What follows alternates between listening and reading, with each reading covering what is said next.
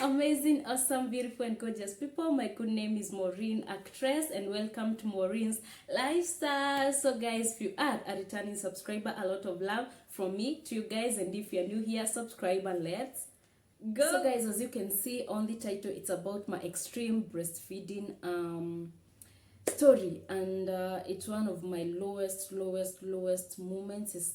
This topic itakuwa a bit sensitive to me. So guys, I'm going to hop into the video so that I don't waste a lot of time because it's a long story.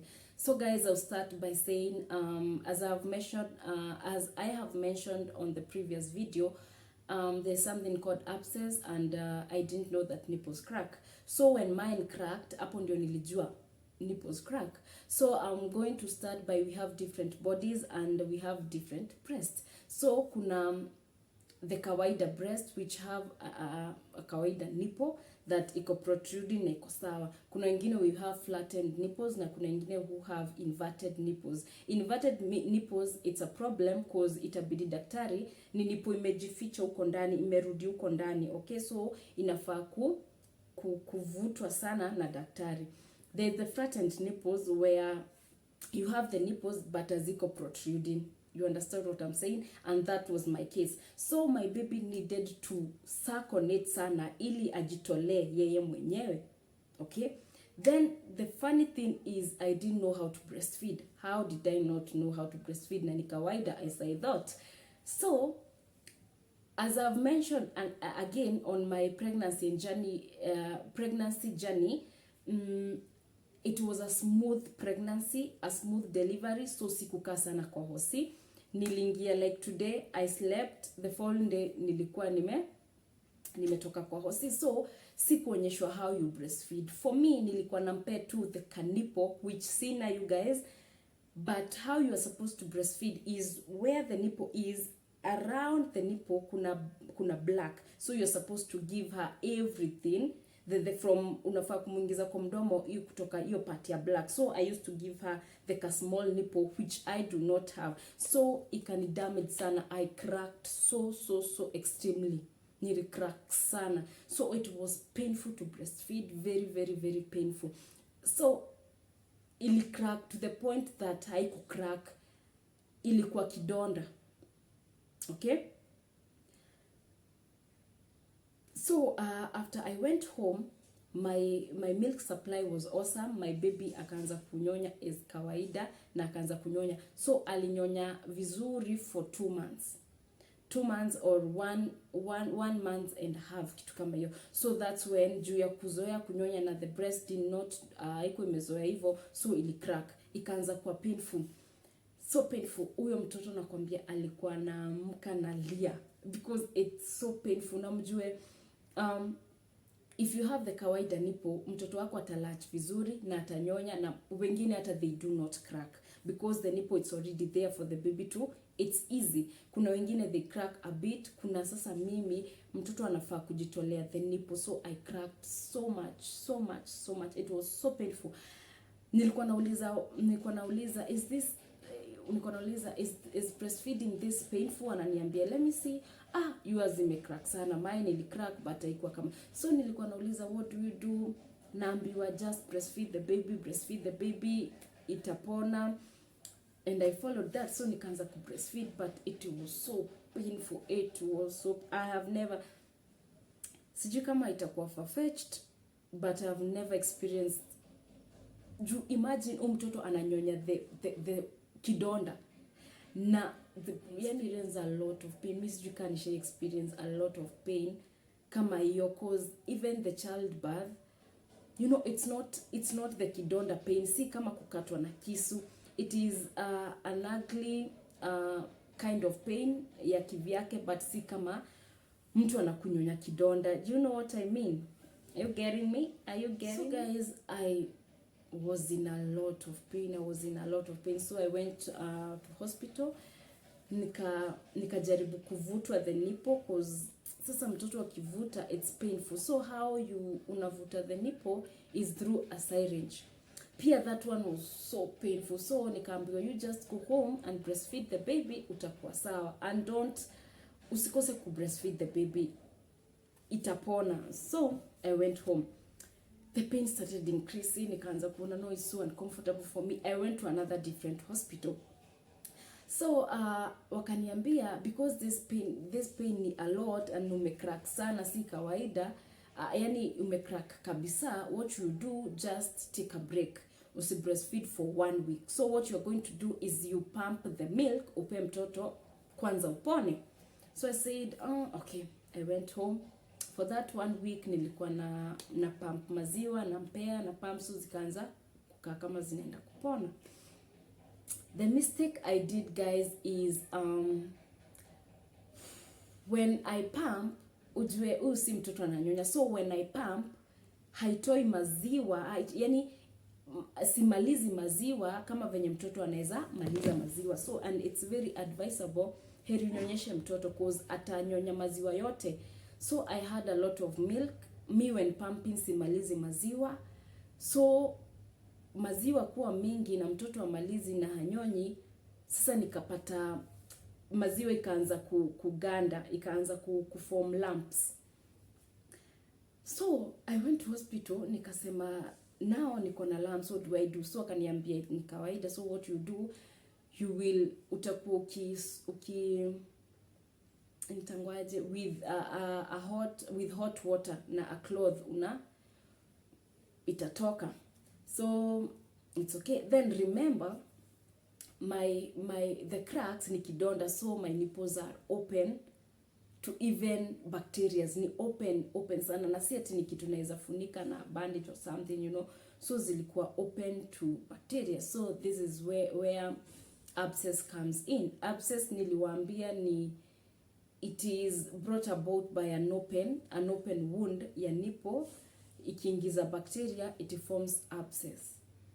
So the lumps zikaendelea increase both breasts, you know. I'm trying to nini with hot water aziishi, inaenda ikiisha, ina increase kama hizo. So remember my baby is not breastfeeding, na mpampia maziwa ama na wakati mwingine na had express cause the manual pump didn't work for me.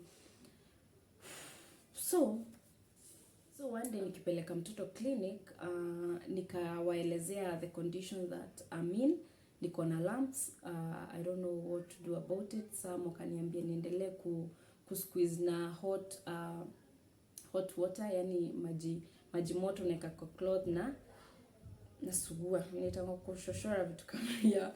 So someone connected me to her personal doctor, so nikampigia, akanielezea, akanipe some medications.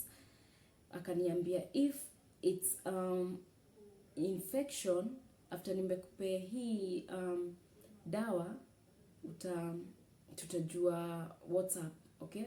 So nikapewa hizo amoxil, hizo nini za infections ama bacteria, vitu kama hizo.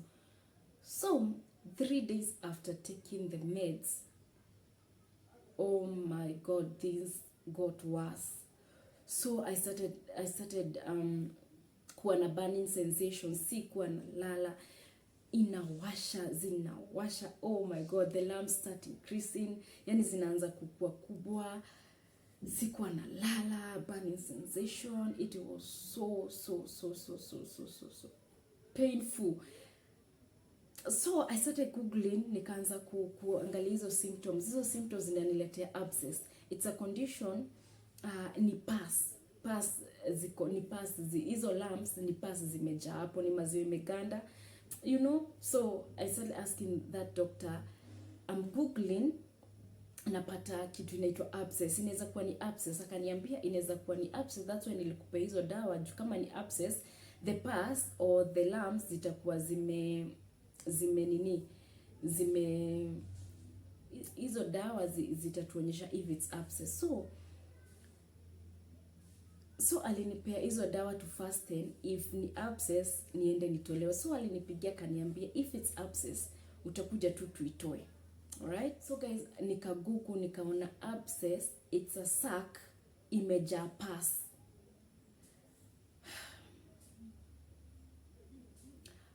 So and itakuwa so painful. Nakwambia nilikuanga na fever, mimi nasikia joto, nasikia baridi, nasikia matiti na washa, and remember I'm still pumping, bado natolea mtoto maziwa. It was so painful. Oh my god, I have never experienced something so painful. So ikaanza, the sac ikaanza kuwa ripen. Na you know, so you guys, if you had place kuna pass inafanyanga hivi. It was so painful. So the doctor called me, nikaanza kumwambia it's so painful, what do I do? Akaniambia nimalize dawa because they are going to ignite the pus ili iweze kutolewa. So akaniambia what you are going to do is utaenda ufanyiwe scan tuone kama it's really abscess. And imagine the scan is expensive, you guys. So what I did, the doctor told me usipee mtoto hiyo maziwa sasa. What you are going to do, utabuy none, okay, the formula. So okay, the baby akaacha kunyonya, okay, nikaanza compare the formula. So I went nikafanyiwa scan. They said it's abscess, okay, to the both breasts, sorry, the both breasts zote ziko na abscess, all right. So nikafanyiwa scan. I went to the hospital, I gave him the report ya scan, nika schedule the time for surgery, you guys, but it was in the minor theater, okay. So at this point the breast unaona clearly where pus, unafinya hapa, yani imekuwa ripen kabisa, mpaka ukifinya hivi unaona this is pus iko hapa, okay. So ikaripen mpaka ikabust, na nikaona clearly ni pus inatoka hapo. So oh my god, now it started being less painful because isha bust, inafaa kutolewa the pus now, okay. So you guys imagine the ugly process I was in, because I had to nafaa kutembea, nimeweka some clothes hapa, ma pads for the milk, zile nini, to prevent the pus from staining my clothes. Oh my god. Now I scheduled time ya surgery, nikaenda both breasts. So how the pus was going to be removed. Oh my god. You guys, I'm trying to, yani, it's like yesterday, you guys. So I went, nikaacha mtoto, nikaenda, and remember they're still producing milk. My baby now anakunywa formula. Nikaenda nikatolewa. So the process was nikadungwa sindano za kufanya nigande to both breasts, you guys. Sijui ilikuwa sindano mbili. Nikakatwa na scalpel around where the pus had formed. My left breast haikuwa imeform. Ulikuwa unaona tu there is something, ukifinya hivyo there is a lump, okay. So it was cut, sikusikia uchungu, but when the doctor is squeezing the pus to come out, it's painful. I'm asking the doctor, see, I'm still feeling pain, what's going on? Akaniambia because it's pus haijui sindano ya kufanya ligande, so the pus doesn't know that. So venye utavumilia tu tutoe the pus. Nakwambia you guys, it was painful to remove the pus. It was so painful. Ananifinya hivi to make sure, ujue it's breast na feel pain, anaifinya hivi to drain all the pus away. And akatoa all the pus. Guys, I've told you abscess ni a sac of pus. So ikisha drainiwa yote, when the pus is drained yote, inabaki a very deep hole. Juu ilikuwa imejaa the pus. So what alifanya, alichukua bandage, akaeka that, ile dawa ineka kwa vidonda, the brownish, sijui ni zinc, sikumbuki, I guess ni zinc. Akaeka akaeka kwa bandage, akarusha uko ndani to the hole that the abscess has created, unaekwa hapo ndani, and it's painful. It's very painful. Alafu after hapo akakava na bandage. The other breast the same, ikadrainiwa the pus live. The pain was live. Oh my god, it was so painful, you guys. And when the process was over, nikaambiwa I cannot now sita breastfeed my baby anymore. Nitapewa dawa za kustop maziwa. So akaniandikia so many medications za kufanya mpaka nipone na kustop maziwa. So I went home. Paka walking it was, paka kutembea yenyewe it was a problem.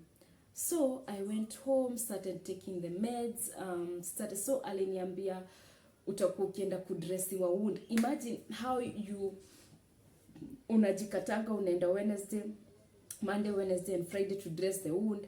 That's the wound. Yes, that's how nilikuwa naenda to the nearest dispensary naenda na dressiwa. You guys, kudressiwa the wound, they are ile bandage. Remember there is a bandage imewekwa kwa hizo holes. Inavutwa na kwa ingine. Oh my goodness. Oh my god. Oh my god. I remember that pain. It was so painful. It was so painful. And guys, remember I'm not breastfeeding my baby. Anakunywa nan. And remember hii nan anakunywa for 5 days na nan ni 1200. 1200 for 5 days. Sijawahi sota hivyo. It was so expensive. Na imagine niko na maziwa. I wish I did not stop breastfeeding her. I wish ningesikia that pain, because now this pain was unbearable. You know, I'm feeling pain. I'm walking with bandages.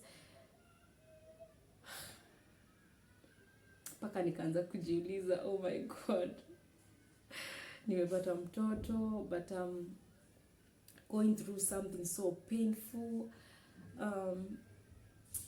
Paka nauliza why, you know, why did I get a baby and she's not breastfeeding? Guys, remember going to the dressing, kudressiwa Monday, Wednesday and Friday through the same process. Inaoshwa and inakriniwa hivi.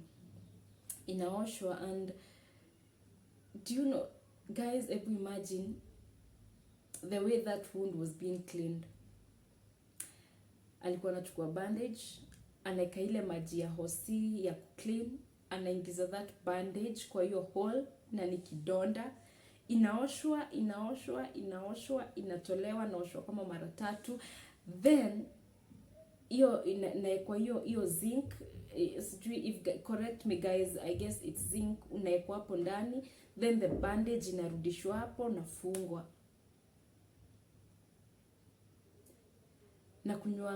Na kunywa dawa za kumaliza maziwa yangu haishi.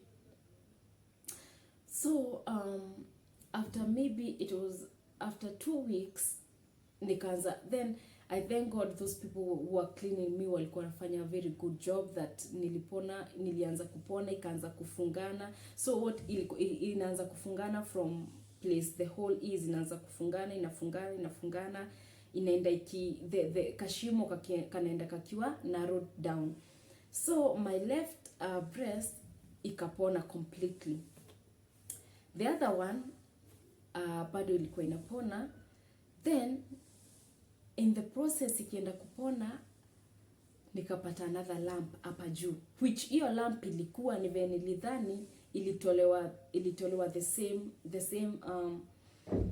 same time. Nilikuwa nadhani it's the same process. So I called that personal doctor, nikamwambia I'm feeling a lump hapa, some hardness, I guess it's another lump. Akaniambia no, that's what abscess does. Ukiwa na abscess itakuwa hardened, alafu kutakuwa na usijali, is not a lump, ni just hardening of the breast after abscess, ukiwa na condition ya abscess. So nikakuwa like kusikuwa nataka kwenda another surgery. But as days are going, siku zikienda tu hivyo nikaanza kufeel, let me come uiangalie uone kama it's another lump. When I went, guys, he told me it's another lump na inafaa kutolewa. the same process again, you guys, the same process, na bado ingine haijapona. I still have a bandage, haijapona. Bado na kunywa hizo madawa zilikuwa mingi, na kunywa za maziwa, na ujue za kustop maziwa it's 500 bob. Na after I finished, maziwa iko inaisha. I went again, nikatolewa. The same process, the same painful process. Now I have two cuts in my right breast, ingine ilishapona.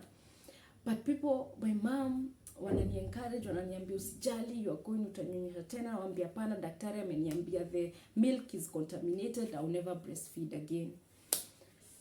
Wanani encourage, people were encouraging me to breastfeed. My mom, my family walikuwa wananiambia you are going to breastfeed, don't give up. Me nilikuwa nisha give up, I'm never going to breastfeed again. So remember, niko na 2 bandages, hapa chini na hapa juu na hapa chini. I'm working with 2 bandages. The other one ishapona. My mom alikuwa ananiambia start anza kupea mtoto the left one. Anambia pana, the milk is contaminated, you know. But they say no, it's not contaminated. What you're going to do is itoe for 3 days, it will be okay. The first cut I had ikapona, nikatoa bandage. Now nanza I'm healing the second one.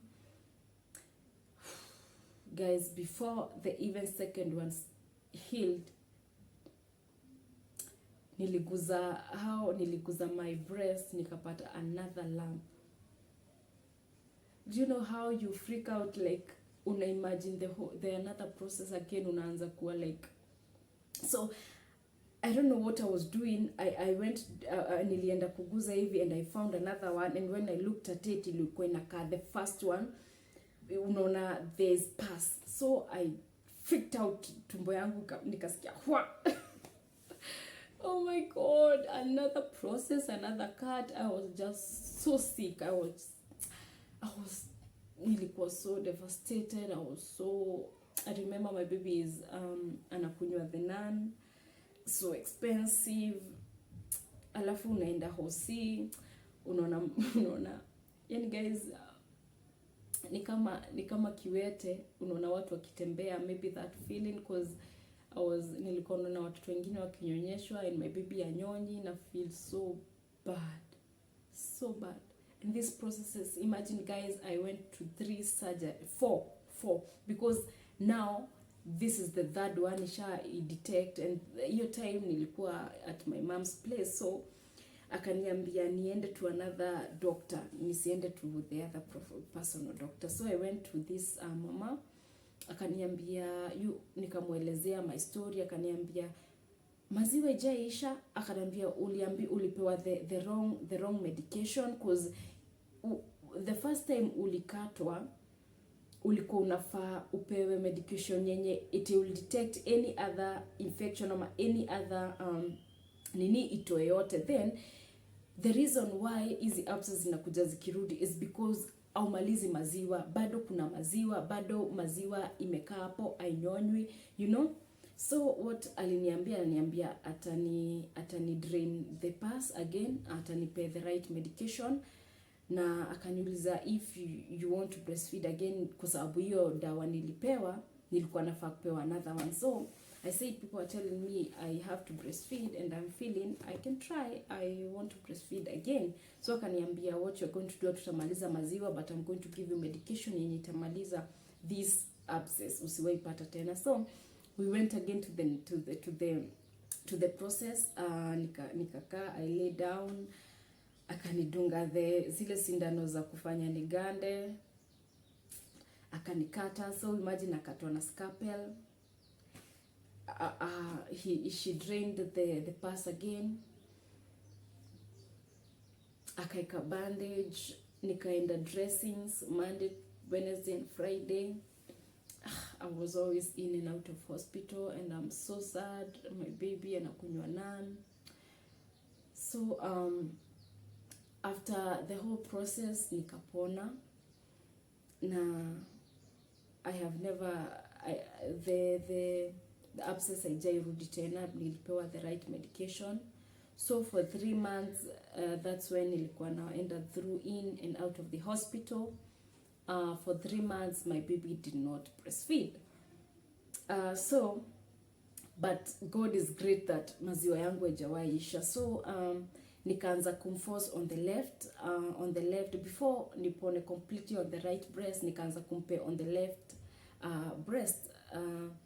But bado ana feel, unajua alikuwa ananyonya akiwa mdogo, sasa hii amezoea kusuck the bottle ya nikipump. So sasa hii ana nan pump and nan, so sasa hii anashindwa. This is a new thing, an experience. Sasa hii tukangangana, but finally she sucked on the breast na akaanza kunyonya my left breast, as my right breast ilikuwa inaenda through the healing. And because the right one, it may take so long to heal. It's like 3 months mtoto wangu hajainyonya, and remember namnyonyesha the left one. So this right breast completely ikapoteza maziwa, haikuwa inatoa maziwa. Okay, so when it completely healed, nina try compare hii, haitaki cause haina maziwa. Sasa kunyonya my left breast, the other one because of kutolewa and so many complications ikaacha kutoa maziwa completely. Luckily I started breastfeeding again, but my right breast ikapoteza maziwa kabisa. Yeah. Guys, that is my story, and yeah. It was the lowest moment in my life. My baby is not breastfeeding. I am broke. My baby anakunywa nan. I have never felt alone in my life. I've never felt alone. Yeah, guys, that is my whole abscess story, and that is what we call abscess. And nilikuwa nasema after that whole process, painful process, I said I didn't know when or how, but I said if I'll be given a chance, I'll tell people about this abscess and how it affected me, and how I would never want anyone to go through what I went through. And so guys, if you are there, you have a newborn, cracked nipples, and you feel like unaweza stop kumpe maziwa, don't stop. Usikose breastfeed, because when you do that uta create maziwa haitaisha kwa the breast, na utaform mastitis, then it goes to abscess when you have open wounds. So don't take a break from breastfeeding. If only nilisikia tu ni breastfeed na hiyo pain, I would not have experienced the much greater painful pain, you know. And by the way, you guys, how I act my mom role, even ndio mamangu kuwa, you know. But okay, I exaggerate kidogo, but alikuwa hivyo. But that moment I saw a different mom. I saw a caring and prayerful mom. Alikuwa ananiambia utanyonyesha, you know. Everybody was telling me utanyonyesha, don't give up. Na mimi nilikuwa nisha give up, so I nyonyesha. And I was saying maybe my second born later in life will breastfeed, because nime breastfeed for only 1.5 months and I'm done. And I was so stressed out. But that story, guys, ndo ilifanya nitoke. Nilikuwa nimewaambia from my pregnancy video nilikuwa nimegain 69 kgs. Kwa hiyo stress, you guys, nilitoka 69 to even lesser than I was when I was not pregnant. That I was so stressed. Then imagine, guys, it's after delivery. I have postmortem depression. I am not breastfeeding. I'm in a lot of pain. I'm in and out of hospital. It was a lot to take in. So breastfeed your baby, breastfeed experience ilifanya ni learn so many things. I saw a very caring mom. My family was there for me. They came, they supported me. Walikuwa nishikia mtoto when the pain, it just helped me to even save the people who are going to be in my life afterward, even the friends, because I was so broke, nilikuwa na kopa. Wengine waliona wewe umekopa sana, wengine they did not or handle the change, because I had so many friends, you guys. I had so many friends before the pregnancy, and when I'm not trying to say my friends went ama sijui alienda wapi, or I'm just trying to say is they are friends for every season. The season that nilikuwa star walikuwa nani celebrate, there were friends for that. There was friends for my low moments. There was friends when I rise again. And I'll say they are friends for every season. Friends that I have and I thought we were friends. I remember there is a friend nilimwambia nikopeshe do. Nikablutikia. She never replied my message. Na alikuwa amehit ka jackpot. So that experience ilinitaught a lot. By the way, I have never had low moments in life, and I guess that was my low moment, and it had to happen so that I can even save the people, because I remained with a friend. I remember my best friend was always there for me. She was not capable financially, but she was always calling me, ananipe ile so ako nayo, and I really appreciate her. I appreciate her so much. At least that experience was inevitable. It had to happen, so that I can also know what to value in life, because at that moment I felt so alone. I had people who surrounded me, ama nilikuwa na watu pia, lakini that is the moment I felt very, very, very alone. So guys, I leave alone the abscess story, my painful moment. Even I had moments zenye zilifuatwa after the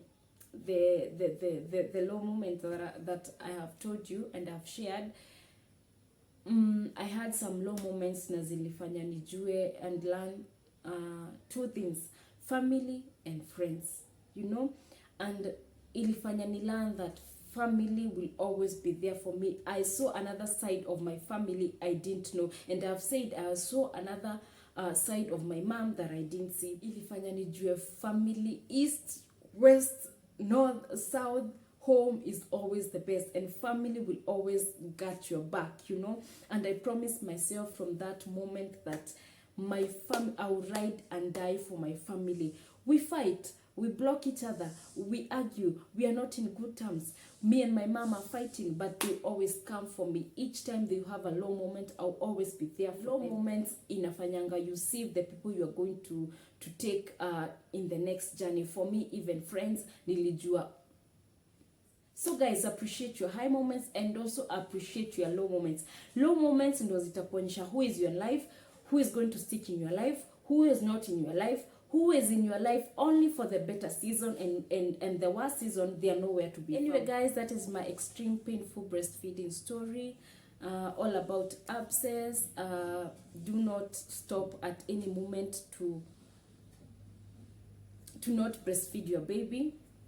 And I am so glad nilipona, nika breastfeed again, although with only one breast, because the other one iliacha kutoa maziwa. And I'm just grateful to God, at least nilinyonyesha tena and my baby alinyonya tena, and it's okay, you know. So lesson learned is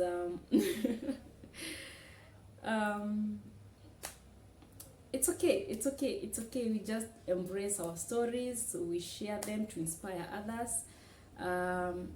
And I had promised myself that I'm going to share this story one day, one time, to create awareness that there's something called abscess, and you have to breastfeed your baby.